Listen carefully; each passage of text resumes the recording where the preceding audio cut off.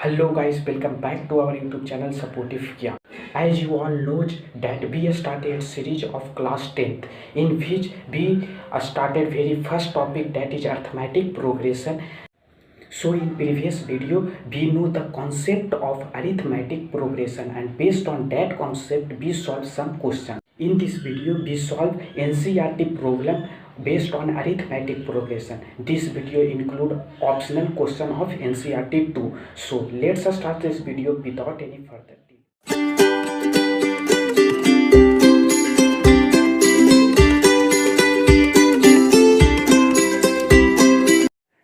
पहला क्वेश्चन में कह रहा है कि 200 लॉग्स को हम स्टैक किए हैं, इसका मतलब 200 लॉग्स को हम अरेंज किए हैं।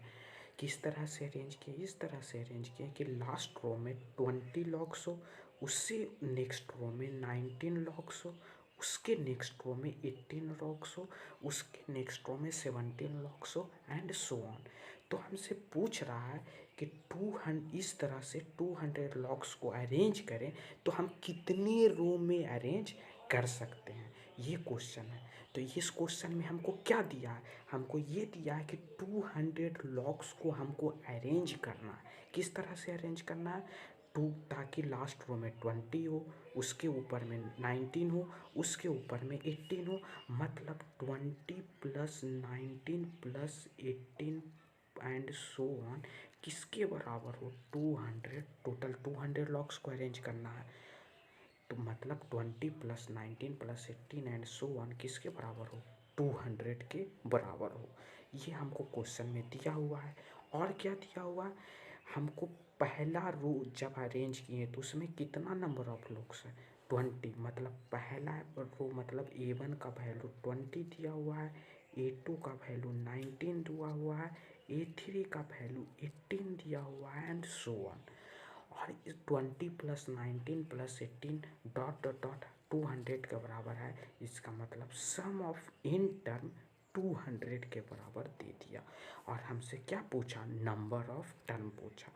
तो हम इस क्वेश्चन को इंटरप्रिटेट कर दिए, और इंटरप्रिटेट किए करके हम ये पता लगाएं कि क्वेश्चन में दिया क्या है। टोटल 200 लॉग्स को हमको स्टैक करना था, तो 200 लॉग्स को स्टैक किए, मतलब टोटल नंबर ऑफ लॉग्स को कितना स्टैक करना है? 200। मतलब सब जो लॉग्स होगा जो अरेंज करेंगे सब का सम 200 के बराबर होगा। मतलब सम ऑफ इन टर्म 200 के बराबर दे दिया। पहला लॉग्स को हम 20, पहला रो में हम 20 लॉग्स को रखे हैं, इसका मतलब पहला टर्म 20 हो गया। दूसरा रो में हम 19 लॉग्स के रखे हैं, मतलब दूसरा टर्म 19 हो गया। तीसरा टर्म 18 हो गया एंड सो ऑन। तो हमको नंबर ऑफ टर्म निकालना है। तो नंबर ऑफ टर्म निकालना है तो सिंपल क्वेश्चन अब हो गया। अब इस क्वेश्चन को हम, इस जो डेटा दिया हुआ था उसको हम स्मॉल, इसको हम शॉर्टेड फॉर्म में लिख दिए। और अब हम सिर्फ हमको यूज करना है फार्मूला। तो सम ऑफ एन टर्म का फार्मूला होता है, क्या होता है? n/2 into 2a plus n-1 into D. और ये किसके बराबर दिया हुआ? सम ऑफ एन टर्म 200 के बराबर दिया हुआ। अब हम इसको सॉल्व करेंगे, तो सॉल्व करेंगे तो वैल्यू रखेंगे सबका। n/2 इंटू ए का वैल्यू है 220 प्लस n-1 n, तो निकालना है डी कितना है? Third term minus second term कर लेंगे, या second term minus first term कर लेंगे, या fourth term minus second term करेंगे। सबसे करेंगे तो कांस्टेंट आएगा किसके बराबर? -1 के बराबर। यानी किसके बराबर दिया हुआ है? 200 के बराबर दिया हुआ है। इसको सॉल्व करेंगे तो कितना आएगा? 400 equal to n into 40 plus 1, 41 minus n, ये आ गया हमको। अब हमको इसको क्या करना है? इसका रूट निकालना है। क्वाड्रेटिक इक्वेशन है, क्वाड्रेटिक इक्वेशन को रूट निकालना हमको अच्छे से आता है, तो हम इसका रूट निकाल देंगे। कितना होगा? 400 equal to -n² plus 41n, यही था हमको। 400 equal to 41n minus n², यही लिखे हैं। 400 equal to -n² plus 41n। इसको इस साइड लेंगे तो n² minus 41n plus 400 equal to 0। इसको हम क्या करेंगे, इसका रूट कैसे निकालेंगे, minus B plus minus root under B square 41 का whole square minus 4 into 400 4ac/2a 2 × 1।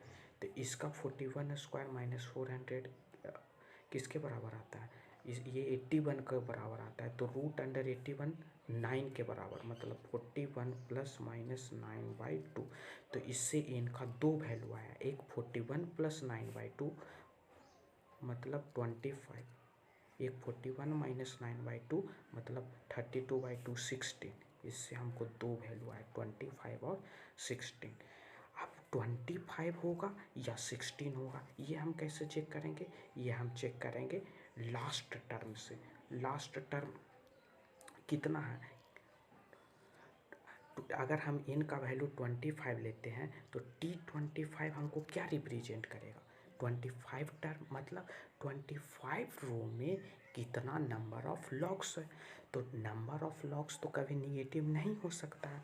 अगर T25 पॉजिटिव आया तो ये 25 वाला n का वैल्यू हम एक्सेप्टेबल होगा, 16 वाला रिजेक्ट कर देंगे हम। अगर 25 वाला निगेटिव आया तो हम कहेंगे कि 25 निगेटिव है, तो निगेटिव में तो किसी रो में नंबर ऑफ लॉग्स तो निगेटिव में हो ही नहीं सकता है, तो 25 रिजेक्ट हो जाएगा। तो हमको एक ही चॉइस बचा 16, तो 16 हम एक्सेप्ट कर लेंगे। ठीक है, तो हम चेक करेंगे T25 कितना होगा, T20 a plus n minus 1 into D. तो फर्स्ट टर्म 20 था plus n minus 1 into D, D कितना है -1, और यहाँ पे n कितना है 25। तो 20 प्लस 25 माइनस 1 25 माइनस 1 24 माइनस 1, तो कितना होगा -24। ये हो जाएगा -24 -20 माइनस 24 किसके बराबर आएगा -4, मतलब T25 लेस दैन 0। तो ये 25 एक्सेप्टेबल नहीं होगा, मतलब T into T n equal to 25 ये पॉसिबल नहीं है, n इक्वल टू 25 ये पॉसिबल नहीं है। n इक्वल टू 16 से चेक करते हैं तो हमको T16 निकालना पड़ेगा। T16 क्या हुआ, a प्लस n माइनस 1 मतलब 16 माइनस 1 15 इंटू -1, तो ये कितना हो जाएगा 5 के बराबर आ गया। T16 5 के बराबर है, इसका मतलब क्या हुआ, इसका मतलब हुआ कि 16th रो में नंबर ऑफ लॉग्स कितना है 5 है। 16th रो में नंबर ऑफ लॉग्स 5 है, मतलब हम टोटल नंबर ऑफ लो 16 हो गया, और 16th रो में कितना नंबर ऑफ लॉग्स हो गया 5। तो 16 और 5 दो हमारा आंसर हो गया।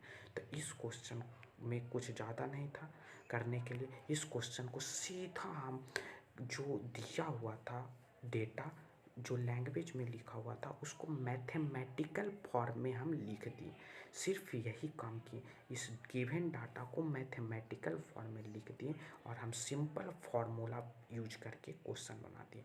तो सिंपल ये फार्मूला बेस्ड क्वेश्चन था, ये फार्मूला बेस्ड क्वेश्चन ही था।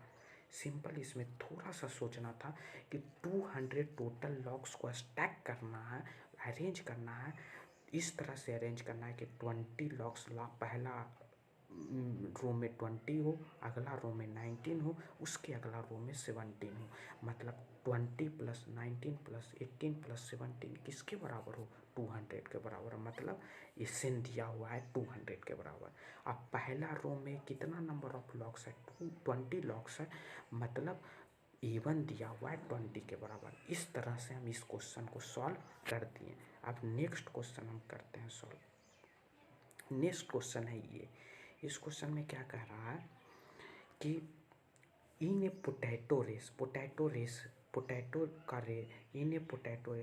का रेस है जिसमें bucket is placed at starting point पे बकेट रखा हुआ है, बीच is 5 metre from the first potato. ये 5 मीटर है, पहला पोटैटो से 5 मीटर के दूरी पर है। पहला पोटैटो से कितना दूरी पर है 5 मीटर के दूरी पर है। ठीक है, अब देखते हैं ये जो पहला पैकेट है ये यहाँ पे पोटैटो एक रखा हुआ है जो यहाँ से कितना डिस्टेंस पर है 5 मीटर पर। अगला पोटैटो रखा हुआ है जो कितना डिस्टेंस पर है 3 मीटर डिस्टेंस पे, बाकी सब पोटैटो 3 मीटर के डिस्टेंस पर है, मतलब इन दोनों के बीच में डिस्टेंस 3 मीटर है। फिर अगला पोटैटो 3 मीटर के डिस्टेंस पर है एंड फिर अगला पोटैटो 3, और इस तरह से पोटैटो को अरेंज किया गया। सब पोटैटो को 3 मीटर के डिस्टेंस पे रखा गया है। सिर्फ पहला पोटैटो के बकेट से 5 मीटर के डिस्टेंस पे रखा गया है। और टोटल कितना नंबर ऑफ पोटैटो है? 10 नंबर ऑफ पोटैटो को रखा गया है इस तरह से। तो ये क्या करता है, रनर क्या करता है कि सबसे बकेट के सबसे नज़दीक वाला पोटैटो को सबसे पहले उठाता है और फिर उठा के इसको इस बकेट में रखता है। तो कह रहा है कि टोटल कितना डिस्टेंस ट्रेवल करेगा, टोटल कितना डिस्टेंस ट्रेवल करेगा कंपटीटर ये कंपटीटर टोटल कितना डिस्टेंस ट्रेवल करेगा। तो इस क्वेश्चन को हम समझ गए। अब इस क्वेश्चन को हम सॉल्व करते हैं। इस क्वेश्चन को सॉल्व करने के लिए कुछ थोड़ा सा हम थोड़ा सा सोचेंगे और इस क्वेश्चन को सॉल्व कर देंगे। सिंपल फार्मूला बेस्ड क्वेश्चन ये भी है, बस थोड़ा सा एनालाइज करने की ज़रूरत है। क्या एनालाइज कर, जब ये पहला पोटैटो उठाएगा तो कितना डिस्टेंस जाएगा? 5 मीटर जाएगा, 5 मीटर फिर आएगा, मतलब पहला पोटैटो कवर करने में इसको टोटल डिस्टेंस 5 × 2 लगेगा। दूसरा जब पोटैटो उठाने जाएगा तो यहाँ से 5 मीटर और दूसरा 3 मीटर के डिस्टेंस पर है, मतलब दूसरा जाने के लिए 5 + 3 मीटर उसको ट्रेवल करना पड़ेगा। और इतना ट्रेवल करके पोटैटो उठाएगा, फिर 8 मीटर होगा और उतना फिर से डिस्टेंस ट्रेवल करेगा उसको रखने में, मतलब 8 मीटर जाएगा, पोटैटो उठाएगा, फिर 8 मीटर जाके पोटैटो उस बकेट में रखेगा। तो × 2 प्लस अगला पोटैटो कितना डिस्टेंस पर होगा, अगला पोटैटो कितना डिस्टेंस पर होगा? तो ये पहला पोटैटो 5 मीटर पर, दूसरा 3 मीटर पर, यहाँ से अगला भी 3 मीटर पे होगा, यानी कि 5 + 3 मीटर जाएगा और इतना ही डिस्टेंस लौट के आएगा बकेट में पोटैटो रखने के लिए। तो × 2 कर दिया एंड सो ऑन। इसी तरह 10 को करेगा और टोटल डिस्टेंस कितना होगा? उसी सम ऑफ इंटर, यही हुआ। टोटल डिस्टेंस कितना ट्रेवल करेगा, सबको जोड़ दो, मतलब सम ऑफ इंटर। अब ये पी में कैसे आएगा वो देख लेंगे। सब में 2 है, 2 सब में कॉमन है तो 2 निकाल लिए कॉमन। इसमें पहला टर्म 5 हो गया, सेकंड टर्म कितना हो गया? 8 हो गया, थर्ड टर्म 11 हो गया and so on. Total number of term कितना हो गया इसमें? 10, क्योंकि कितना नंबर ऑफ पोटैटो है? n = 10, क्योंकि कितना नंबर ऑफ पोटैटो को उसको उठाना है? 10 नंबर ऑफ पोटैटो को, तो मतलब 10 बार जाएगा, 10 बार जाएगा और 10 बार आएगा, तो ये 10 बार जाने का सम हो गया, मतलब इनका वैल्यू 10 हो गया। अब इसको सॉल्व करना है सिंपल, हमको 2 × n/2, तो टोटल कितना है? 10, 10/2 मतलब 5 + 5 × 2a, मतलब 2 × 5 10 प्लस n-1, n-1 मतलब 9 × d कितना है? 8 - 5 3। एकदम सिंपल क्वेश्चन है। तो 27 + 10 37, 37 × 10 370 मीटर ये कवर करेगा टोटल डिस्टेंस। तो इस क्वेश्चन में भी कोई ज़्यादा कॉन्सेप्ट नहीं था। इस क्वेश्चन में सिर्फ सोचना क्या था कि 5 मीटर पहला जाएगा, फिर उतना ही डिस्टेंस वो लौट के आएगा और बकेट में रखेगा, फिर 8 मीटर जाएगा, पोटैटो को उठाएगा, फिर उतना ही 8 मीटर लौट के आएगा और बकेट में रखेगा, फिर 5 + 3 + 3 मतलब 11 मीटर जाएगा और फिर उतना डिस्टेंस आएगा और फिर बकेट में पोटैटो को रखेगा। तो इस तरह से हम इस क्वेश्चन को भी सॉल्व कर दिए। इस क्वेश्चन में क्या कह रहा है कि ये लेटर है जो रंग्स 25 सेंटीमीटर अपार्ट, मतलब इसको हम रंग्स कहते हैं। ये जो दिखा हुआ है इसको हम रंग्स कहते हैं। ये रंग्स जो है वो 2 रंग्स के बीच का डिस्टेंस 25 सेंटीमीटर हमको दिया हुआ है। The rungs decreases uniformly in length from 45 centimetre at bottom to 25 centimetre at the top, मतलब 25 सेंटीमीटर टॉप पर लेंथ दिया हुआ है रंग्स का और बॉटम का रंग्स का लेंथ 45 सेंटीमीटर। और ये डिक्रीज होने का जो इधर से इधर डिक्रीज होने का जो रेट है वो क्या कैसा है? यूनिफॉर्मली है, मतलब यूनिफॉर्मली डिक्रीज कर रहा है फ्रॉम 45 सेंटीमीटर टू 25 सेंटीमीटर। जो 25 सेंटीमीटर और 45 सेंटीमीटर में रंग्स का जो लेंथ है वो कितना है, इन दोनों के बीच में डिस्टेंस 5/2 मीटर है। तो पूछ रहा है कि length of would required for the rungs, कितना लेंथ ऑफ वुड रिक्वायर्ड होगा रंग्स के लिए। तो length of would required for rungs का मतलब क्या हुआ, टोटल मतलब ये 45, इसका रंग्स का लेंथ मान लीजिए x1 है, इसका x2 है लेंथ रंग्स का, वैसे इसका x3 है, उसी तरह इसका 25, मतलब हमसे पूछ क्या रहा है 45 plus x1 plus x2 plus dot dot dot 25, इसका हमको लेंथ पूछ रहा है। अब हमको क्वेश्चन में दिया है यूनिफॉर्मली लेंथ इंक्रीज कर रहा है। यूनिफॉर्मली लेंथ इंक्रीज का मतलब लेंथ का जो इंक्रीज होने का रेट है वो यूनिफॉर्म है, मतलब जो सीरीज बनेगा वो सीरीज एपी में होगा। क्यों, यूनिफॉर्म रेट से इंक्रीज कर रहा है या डिक्रीज कर रहा हो सीरीज, तो उसके कॉमन डिफरेंस क्या होता है, कांस्टेंट होता है। तो दो कंसेक्यूटिव टर्म का डिफरेंस कांस्टेंट है, मतलब सीरीज किस में है, एपी में है।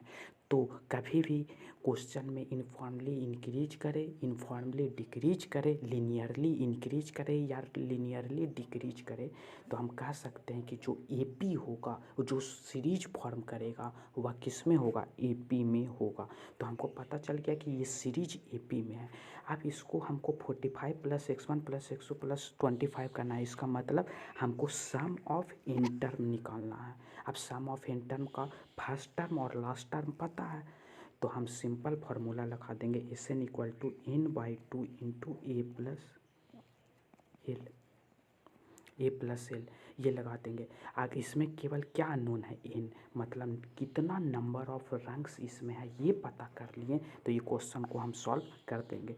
तो नंबर ऑफ रंग्स निकालने के लिए कौन सा क्या यूज करें कि नंबर ऑफ रंग्स निकाल जाए, तो यहाँ पे यूज करेंगे फिर हम वर्ड का, कौन सा वर्ड का, यूनिफॉर्मली का।